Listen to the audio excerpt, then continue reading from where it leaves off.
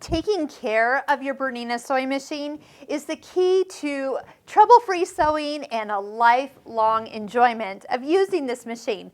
Those that don't oil and clean this machine out, oh gosh, they just don't have as much fun. And then they're always calling saying, oh, my machine's not working.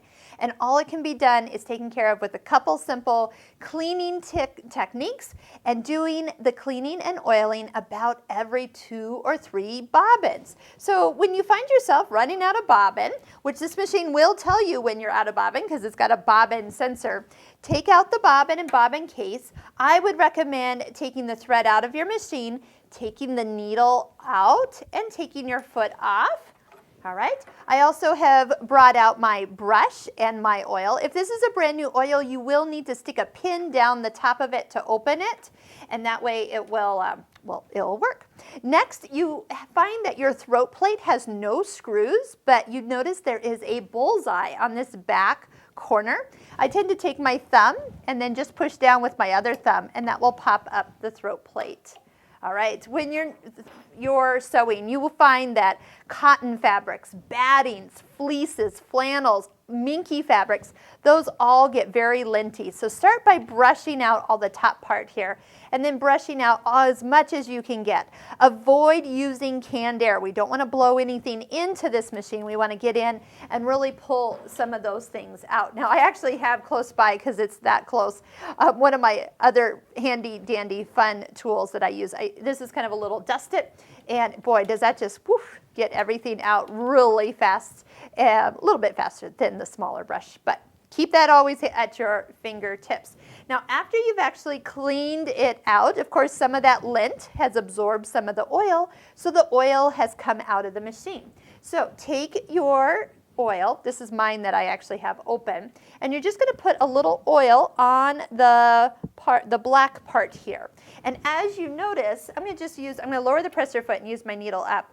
As things start to spin down there, it takes the oil that you've put into that little kind of cupped area that is black, and it's spinning it all the way around that area. You can do this by hand, and then also too, when I actually go to put everything back together, I'm going to sew, because there's probably going to be some oil on the thread, and I'll sew until my thread is no longer oily or gray looking, and then that way I know the oil won't get on any of my project that I'm working on. So as we put things back together, I can put the throat plate back on. I'm going to line up the back part of the throat plate first along the back part of the machine, and then just kind of press down firmly. There's kind of 2 little clips, so they're just, all I have to do is get pushed down and they'll kind of clip right back into place there. I'll put my presser foot on. I'll put a new needle in. So if you haven't changed the needle, this is a good time to go, okay, time for a new needle. I always put the foot on first, because then I know where my needle needs to be lined up. It's a lot easier to know that position when the foot is on versus when the foot is off. All right, go ahead and put your bobbin back in. We've cleaned it, we've oiled it, and I think we're ready to just do a little test sewing.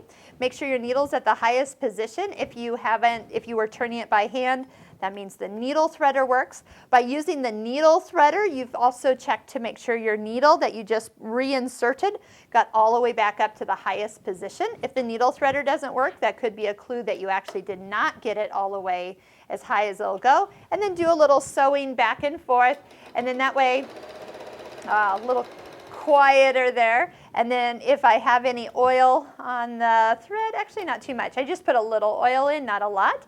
And that's really all you need. It's just a drop or 2. But when you do it on a regular basis, that really makes your machine stay a lot quieter. And of course, if you run into anything like breaking of threads or skipping of stitches, first thing to do is get in here, clean it out, take the throat plate off, put a new needle in.